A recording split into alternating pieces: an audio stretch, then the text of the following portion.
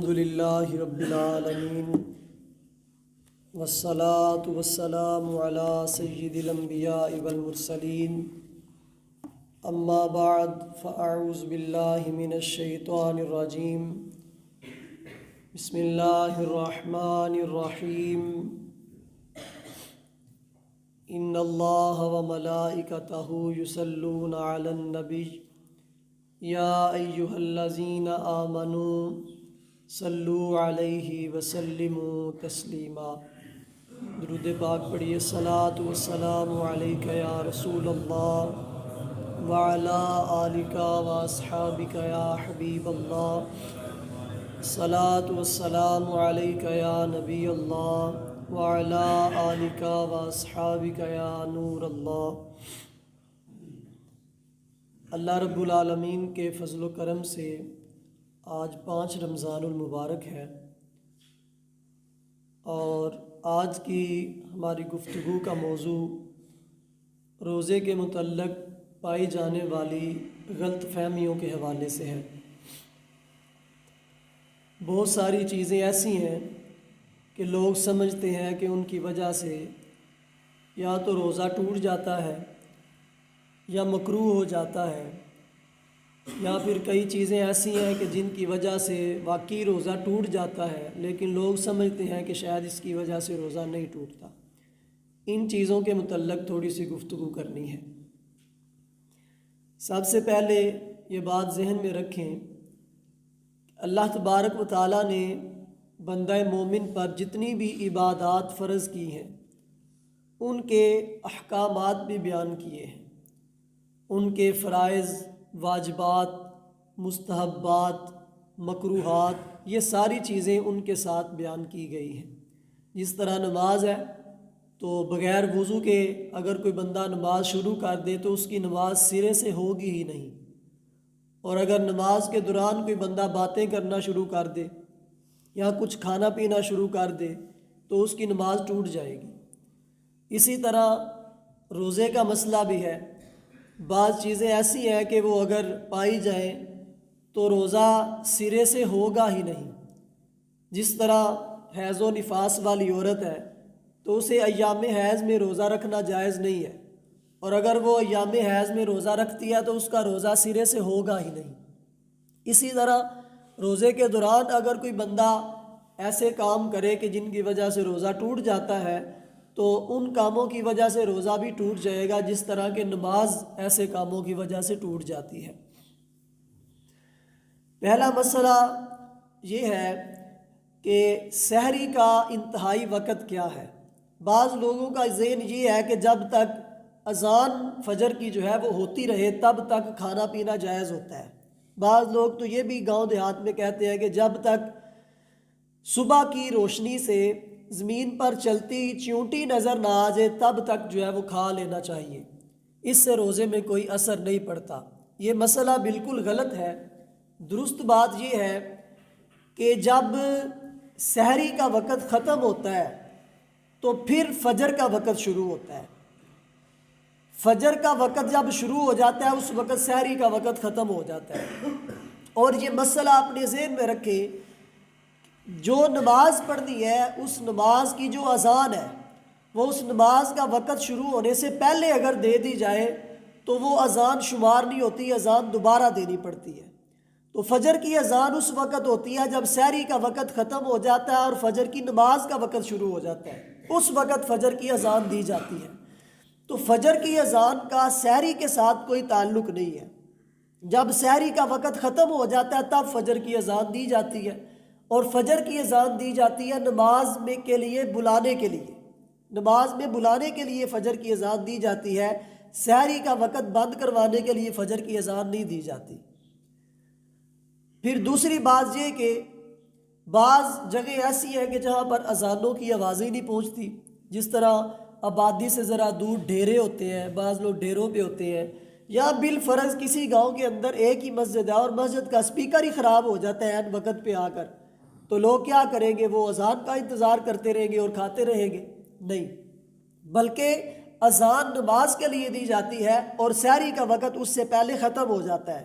اور یہ بات اپنے ذہن میں رکھ لے کہ اگر کوئی بندہ اذان کے وقت کھاتا پیتا رہے تو اس کا روزہ شروع سے ہوگا ہی نہیں، وہ پھر بغیر روزے کے ہی سارا دن گزارے گا۔ اچھا، اس میں ایک چیز یہ ہے، بعض لوگ یہ ایک حدیث پاک ہے وہ بیان کر کے مسلمانوں کو ورگلانے کی کوشش کرتے ہیں۔ جی رسول پاک صلی اللہ علیہ وسلم کا فرمان ہے، حدیث میں پڑھ دیتا ہوں۔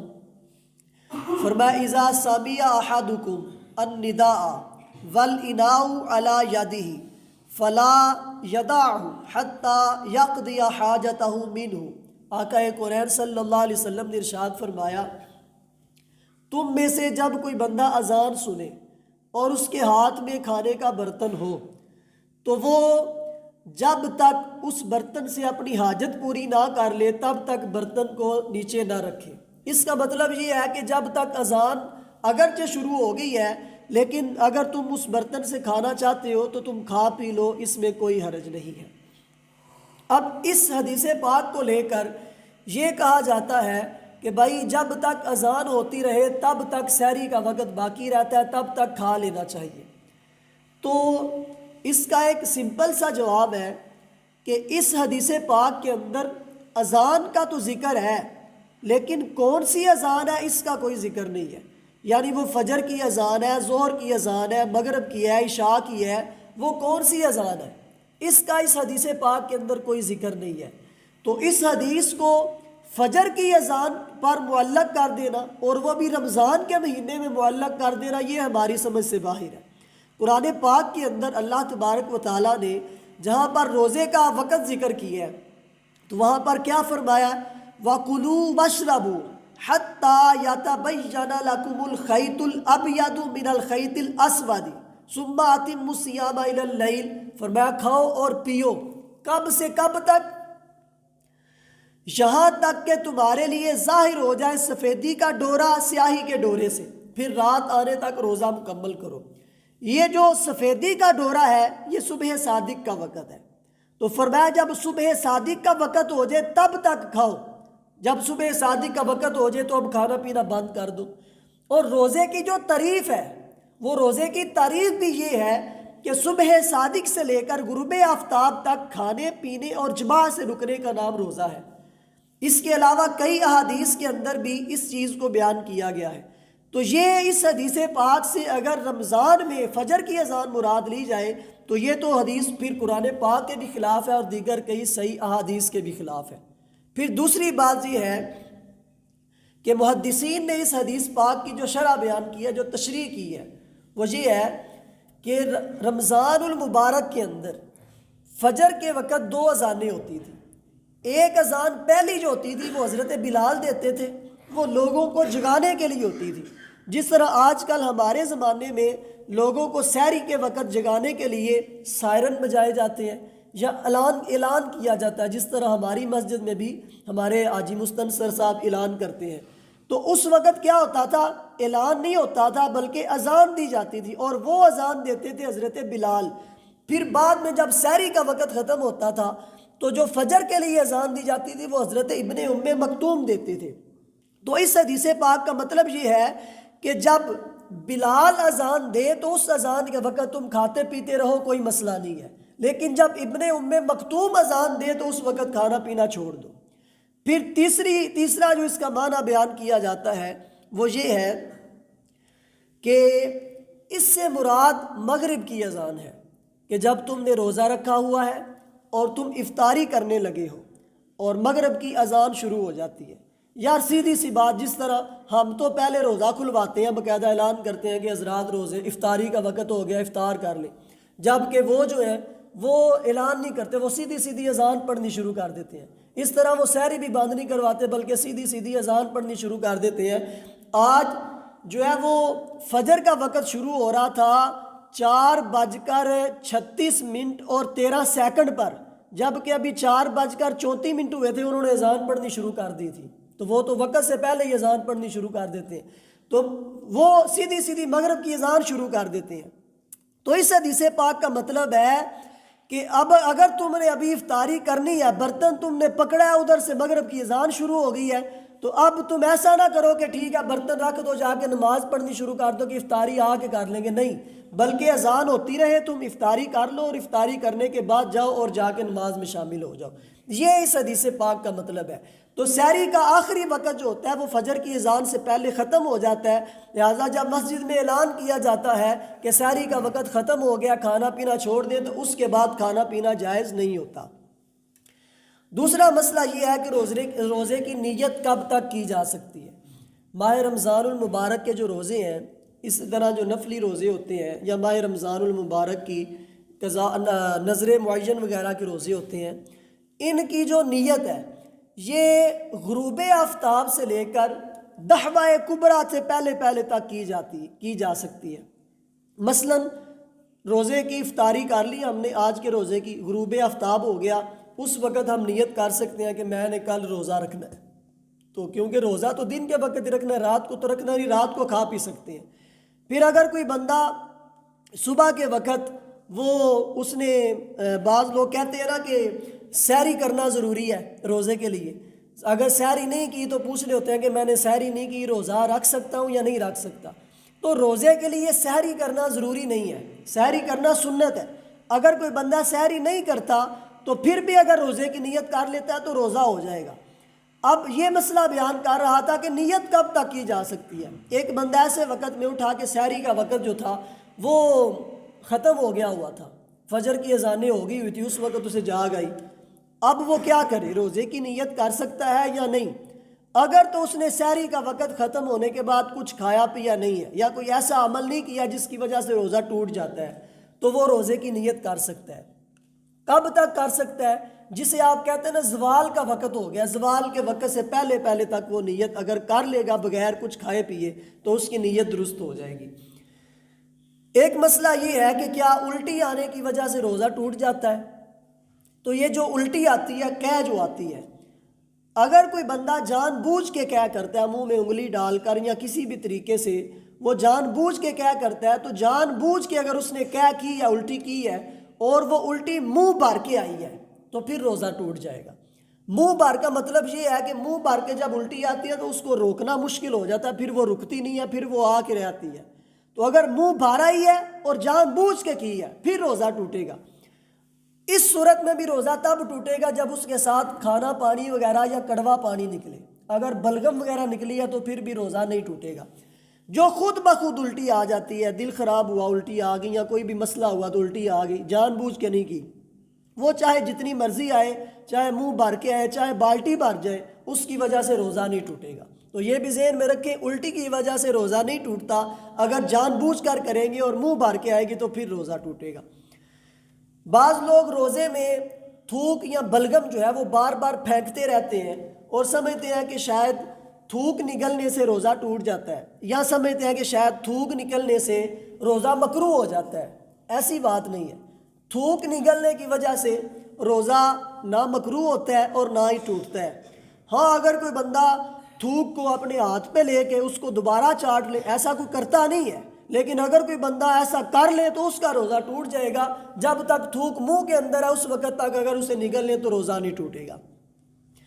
اسی طرح بعض لوگوں کا خیال یہ ہے کہ روزے میں سرما لگانے سے یا تیل لگانے سے یا خوشبو لگانے سے یا بال کاٹنے سے یا منہ زیر ناف صاف کرنے سے یا مونچھیں کاٹنے سے روزہ ٹوٹ جاتا ہے۔ یہ بھی بالکل غلط ہے۔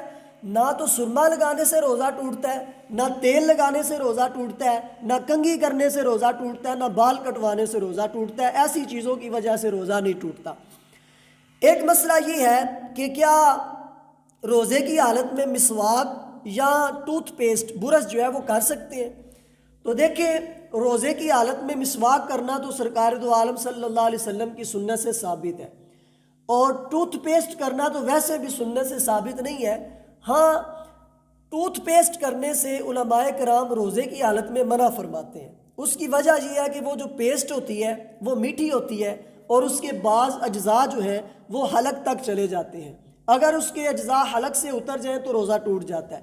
اس وجہ سے روزے کی حالت میں ٹوتھ پیسٹ کرنا منع ہے۔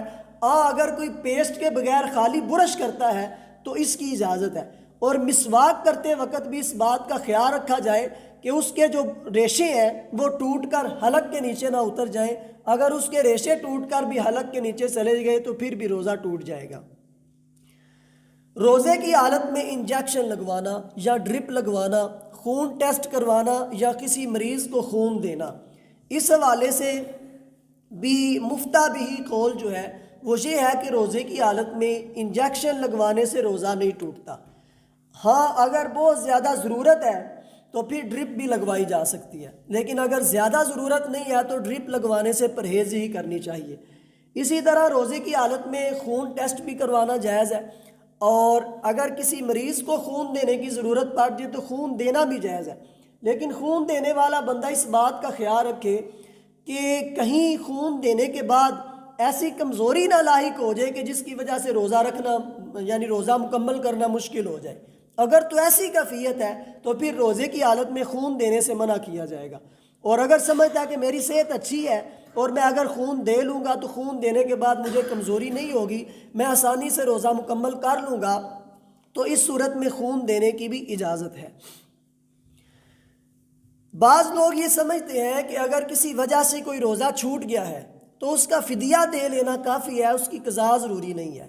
یہ مسئلہ بھی بہت زیادہ عام ہے، جبکہ قرآن پاک کے اندر جہاں فدیے کا بیان ہے تو وہ شیخ فانی کے لیے ہے۔ شیخ فانی وہ بندہ ہے جو بہت زیادہ بوڑھا ہو چکا ہے، اتنا بوڑھا ہو چکا ہے کہ اب وہ روزہ نہیں رکھ سکتا، اور نہ ہی اسے دوبارہ ایسی صحت کی امید ہے کہ جس صحت میں وہ روزہ رکھ سکے، وہ ہے شیخ فانی۔ اب اس کے لیے حکم یہ ہے کہ وہ روزہ نہیں رکھ سکتا تو روزہ نہ رکھے، روزے کا فدیہ ادا کر دے۔ فدیہ ایک فطرانے کی مقدار کے برابر ہوتا ہے۔ لیکن ایک بندہ جو بیمار ہے یا سفر پر ہے یا اس نے ویسے کسی وجہ سے روزہ چھوڑ دی ہے لیکن وہ روزہ رکھ سکتا ہے، بعد میں بھی رکھ سکتا ہے، تو اس بندے کے لیے فدیہ ضروری نہیں ہے۔ اگر وہ فدیہ دیتا ہے تو پھر بھی اسے قضا کرنی پڑے گی، رمضان گزر جانے کے بعد یہ جو روزہ چھوڑا اس کی قضا کرنا یہ ضروری ہوگی۔ بعض لوگ یہ سمجھتے ہیں کہ حاملہ عورت جو ہے یا مرضعہ دودھ پلانے والی جو عورت ہے اس کو روزہ معاف ہوتا ہے، ایسی بات نہیں ہے۔ حاملہ کو بھی روزہ رکھنا ضروری ہے، اس کو روزہ معاف نہیں ہے۔ دودھ پلانے والی عورت پر بھی روزہ ضروری ہے، روزہ اس کو بھی معاف نہیں ہے۔ ہاں اگر روزہ رکھنے کی وجہ سے خود کی یا بچے کی جان کو خطرہ ہو تو اس صورت میں اس کو روزہ چھوڑنے کی اجازت ہوگی، بصورت دیگر روزہ چھوڑنے کی اجازت نہیں ہوگی۔ بعض لوگوں کا یہ بھی خیال ہے کہ عورت کو دودھ پلانے کی وجہ سے روزہ ٹوٹ جاتا ہے، ایسا نہیں ہے۔ بچے کو اگر دودھ پلایا جائے تو اس کی وجہ سے روزہ نہیں ٹوٹتا۔ ایک مسئلہ یہ ہے کہ روزے کی حالت میں اگر غسل فرض ہو جائے تو اس کا کیا حکم ہے؟ اس کی دو صورتیں ہیں، دو مسئلے ہیں یہ۔ ایک مسئلہ تو یہ ہے کہ بندہ سحری کے وقت جب اٹھا تو اس پر غسل فرض تھا، اب وہ کیا کرے، غسل کرے یا سحری کرے؟ اگر تو سحری میں کافی وقت پڑا ہوا ہے تو پھر پہلے غسل کرے بعد میں سحری کرے، اور اگر وقت بالکل تھوڑا ہے کہ اگر غسل کرنے لگ جائے گا تو سحری کا وقت ختم ہو جائے گا، سحری نہیں کر سکے گا، تو اب اس کے لیے حکم یہ ہے کہ وہ کلی کر لے اور ناک میں پانی چڑھا لے۔ یعنی غسل کے 3 فرض ہے نا، کلی کرنا، ناک میں پانی چڑھانا اور سارے بدن پہ پانی بہانا، تو پہلے جو 2 فرض ہے کلی کرنے والا اور ناک میں پانی چڑھانے والا، یہ اسی وقت کر لے اور اس کے بعد سحری کر لے، پھر سحری کرنے کے بعد وہ باقی غسل مکمل کر لے۔ دوسری صورت یہ ہے کہ اگر روزہ رکھ کر دن کے وقت سویا ہوا تھا، غسل فرض ہو گیا، اب کیا روزہ ٹوٹ جائے گا؟ تو اس صورت میں روزہ نہیں ٹوٹتا۔ یعنی روزے کی حالت میں اگر غسل فرض ہو جاتا ہے احترام وغیرہ کی وجہ سے تو اس وجہ سے روزہ نہیں ٹوٹتا، وہ غسل کرے گا لیکن غسل کرتے وقت کلی بھی کرے گا، ناک میں پانی بھی چڑھائے گا، لیکن کلی کرتے وقت گرگرا بھی نہیں کرے گا، اور ناک میں پانی چڑھاتے وقت ناک کی نرم ہڈی تک بھی پانی نہیں چڑھائے گا، ویسے ناک میں پانی چڑھائے گا اور اس کے بعد سارے بدن پر پانی بہائے گا، تو یوں جو ہے اپنے غسل کو مکمل کرے گا۔ ایک آخری بات جو ہے یہ بڑی انتہائی ضروری ہے، یہ بات کر کے گفتگو ختم کرتا ہوں۔ دیکھیں، روزہ جسم سے کوئی چیز باہر آنے سے نہیں ٹوٹتا، بلکہ جسم کے اندر کوئی چیز جانے سے ٹوٹتا ہے۔ اب وہ جو چیز جسم کے اندر جا رہی ہے وہ کیسے جا رہی ہے، اس کی کیفیت کی بھی صورتیں ہوتی ہیں۔ اس کے لیے ایک موٹا سا قاعدہ ہے کہ جو چیز کسی منفذ کے ذریعے معدے میں چلی جائے اس کی وجہ سے روزہ ٹوٹ جاتا ہے۔ منفذ کا مطلب یہ ہے کہ ایسا سوراخ جس کا تعلق سیدھا معدے کے ساتھ ہو، ڈائریکٹ معدے کے ساتھ ہو، یعنی ڈائریکٹ اس کا تعلق معدے کے ساتھ ہو تو اس سوراخ کے ذریعے اگر چیز معدے میں چلی جائے تو روزہ ٹوٹے گا۔ اب یہ جسم کے اندر جتنے بھی سوراخ ہیں جن کا تعلق معدے کے ساتھ ہے، یہ دو ہی سوراخ ہیں، ایک منہ ہے اور دوسری شرمگاہ ہوتی ہے۔ یہ دو سوراخ جو ہے ان کا تعلق معدے کے ساتھ ڈائریکٹ ہوتا ہے۔ اس کے علاوہ جسم کے اندر کوئی ایسا سوراخ نہیں ہے جس کی وجہ سے چیز ڈائریکٹ معدے کے اندر جاتی ہے۔ جو انجیکشن لگوایا جاتا ہے وہ یا تو رگوں میں لگوایا جاتا ہے یا پھر ماس میں لگوایا جاتا ہے، گوشت کے اندر۔ تو گوشت میں لگوانے سے بھی وہ ڈائریکٹ معدے میں نہیں جاتا اور رگوں میں لگوانے سے بھی وہ ڈائریکٹ معدے میں نہیں جاتا۔ اسی طرح ڈرپ کا حال بھی یہ ہوتا ہے کہ رگوں میں لگوانے سے بھی وہ ڈائریکٹ معدے کے اندر نہیں جاتی اور گوشت میں لگوانے سے بھی وہ ڈائریکٹ معدے کے اندر نہیں جاتی۔ اس وجہ سے ان چیزوں سے روزہ نہیں ٹوٹتا۔ ہاں، بعض علماء کے نزدیک انجیکشن وغیرہ لگوانے سے روزہ ٹوٹ جاتا ہے، تو اس صورت میں ہم یہی کہتے ہیں کہ بہتر یہ ہے اگر بہت زیادہ حاجت نہیں ہے تو روزے کی حالت میں انجیکشن وغیرہ نہ لگوایا جائے، اور اگر حاجت ہے لگوا لیا تو اس کی وجہ سے روزہ نہیں ٹوٹے گا۔ آنکھ کے اندر ڈراپس وغیرہ جو ڈالے جاتے ہیں، تو آنکھ کے اندر اگر ڈراپس ڈالیں گے تو اس کی وجہ سے حلق کے اندر ایک کڑواہٹ سی محسوس ہوتی ہے، تو اس کی وجہ سے روزہ ٹوٹ جاتا ہے۔ آنکھ کے اندر روزے کی حالت میں ڈراپس وغیرہ ڈالنا یہ جائز نہیں ہے۔ سرما ڈالنا جائز ہے کیونکہ یہ سنت سے ثابت ہے، سرکار دو عالم صلی اللہ علیہ وسلم روزے کی حالت میں بھی سرما لگا لیا کرتے تھے۔